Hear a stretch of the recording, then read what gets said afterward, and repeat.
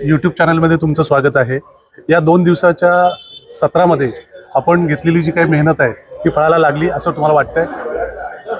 या महाराष्ट्र राज्य कलाध्यापक संघ महामंडळाच्या वतीने 42वी कला शिक्षण परिषद पालघर जिल्ह्यातील बोर्डी या गावामध्ये 2 दिवसीय अतिशय उत्तमरित्या अतिशय असंख्य कला शिक्षकांनी या ठिकाणी उपस्थिती दर्शवली।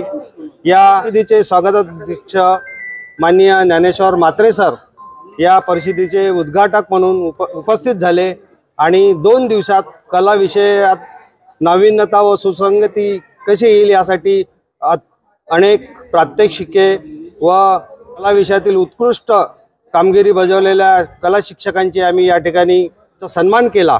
आणि या आजच्या दुसऱ्या दिवशीय समारोपीय कार्यक्रमामध्ये मान्य शिक्षण मंत्र्यांना आम्ही निमंत्रित केले होते, पण अतिशय व्यस्ततेमुळे त्यांनी आम्हाला व्हिडिओ कॉलद्वारे आम्हाला आश्वासित केलेले आहे की कला शिक्षकांचे जितकेही प्रलंबित प्रश्न आहे ते सोडविण्यासाठी तुमच्या शिष्टमंडळास वेळ देऊन निश्चितच या महिन्याभरात तुमचे प्रश्न मार्गी लावू याचे आश्वासित केलेले आहे। त्यामुळे आम्ही आणि या परिषदेला शुभेच्छा दिलेल्या आहे।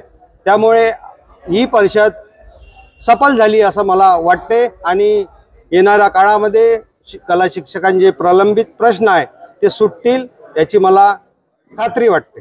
धन्यवाद। धन्यवाद सर। राजा पॉवर टॉक शो मध्ये सर स्वागत आहे। आज आपल्या सोबत कोषाध्यक्ष विजयसिंह ठाकूर सर या ठिकाणी आहेत। नमस्कार। ही 42वी कला शिक्षण परिषद या बोर्डी विभागामध्ये या ठिकाणी समुद्रकिनारी चांगल्या वातावरणामध्ये कालपासून सुरू झालेली आहे आणि पूर्ण महाराष्ट्रातून 36 जिल्ह्यामधून पूर्ण आमचे जवळपास 750 शिक्षकांनी हजेरी इथे लावलेली आहे, उपस्थिती लावलेली आहे। सर्व शिक्षण अधिकाऱ्यांनी त्यांना शासनाच्या परिपत्रकानुसार त्यांना इथं येण्याची सूचना दिलेली होती, तसं त्यांना रिलीव ऑर्डरही दिली होती मुख्याध्यापकांनी। आणि सर्व कला शिक्षक आणि शिक्षक हे दोन्ही खूप मोठ्या संख्येने या ठिकाणी कोविडनंतर हे पहिलंच अधिवेशन या ठिकाणी संपन्न झालेलं आहे आणि खूप खेळीमेळीच्या वातावरणामध्ये विद्यार्थ्यांच्या खूप अनेक प्रश्नांच्या बाबतीमध्ये चर्चाही झालेली आहे। आणि कला शिक्षक जो कमी होत आहे तो कला शिक्षकांचा याच्यामध्ये नुकसान नाही आहे किंवा त्यांचा कोणताही त्याचे विद्यार्थ्यांचं नुकसान आहे। म्हणून प्रत्येक शाळेमध्ये कला शिक्षक नेमणं आवश्यक आहे आणि कला शिक्षक नसेल तर विद्यार्थ्यांचं जे जीवन आहे कलेपासून दूर राहणार आहे।